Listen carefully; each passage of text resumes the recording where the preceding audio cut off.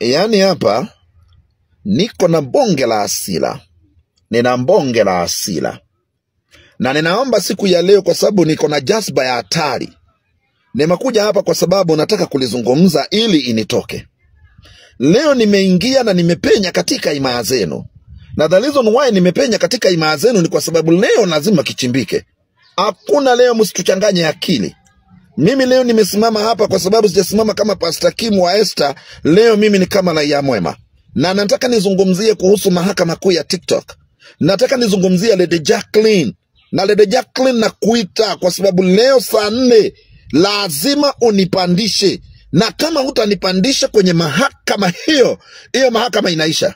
And I can tell you for free. Na mimi sinaga mchezo. Nikisema hiyo mahakama itaisha. Manake mimi nimewaangalia vizuri. Nyinyi ni watu wenye husuda.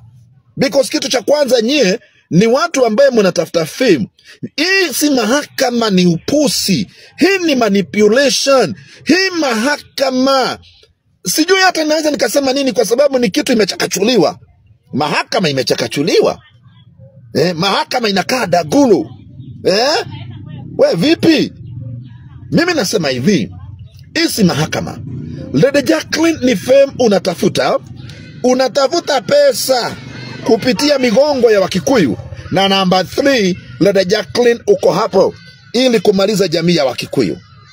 Hivi niwaulize swali, yani kwa akili zenu zikiwa timamu. Na ninaomba tu tafadhali msije mkatupandisha mzuka. Tuna asila na nyie. Haiwezekani mmekusanya mahakama Wajaluo kadhaa na hisi ukabila. Na kama mtasema mimi ni mkabila basi haina noma. Kwa raha zangu, mimi ni villager 001. Amna siku nitakuwa Mkamba, amna siku nitakuwa Mluya, amna siku nitakuwa Mijikenda. Mimi ni Mkikuyu karisi. Na kwa sababu hiyo naomba nisikilizwe. Na kama sitasikilizwa hapa kitachimbika, kitajulikana. Hivi niwaulize swali. Yawezekana aje katika hii mahakama hakuna mtu mwingine akona kesi ni za Wakikuyu? Kwani kabila zingine hazina kesi? Nyinyi mnatuona vipi? Nyinyi mnatuona mafala? Mnatuona mafala nini? Mimi nimekaa chini hivi, nimeiangalia, nimeitazama. Na ndio maana nikasema leo sitazungumza kama pastor, leo ninazungumza kama raia.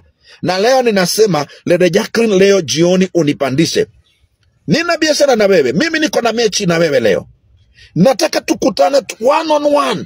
Nikuuliza maswali kadhaa na unijibu. Usinipitishe vile ulikuwa unapitisha Peter Kioi jana. Peter Kioi amekuuliza swali, very legit question. Ukaanza kumpeleka hivi, ukaanza kwenda hivi, naanza kwenda kombo, naanza kumpeleka chenga. Mimi usinipige chenga.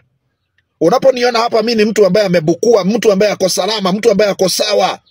Unaniona? Kwa maana hiyo mimi sitaki masiala, usije kuja hapa kunishushua. Alafu mnaanza kuongea hapo, mnaongea hapo na alafu umeweka vikaragosi hapo.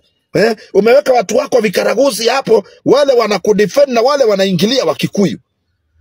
Hivi mtu kama mimi, mwanaume mzima amekula kisu, mwanaume ametairi kama mimi, na kuja kukaa chini hapo atikizi yangu nimezingirwa na wazee ambao hawajakula kisu?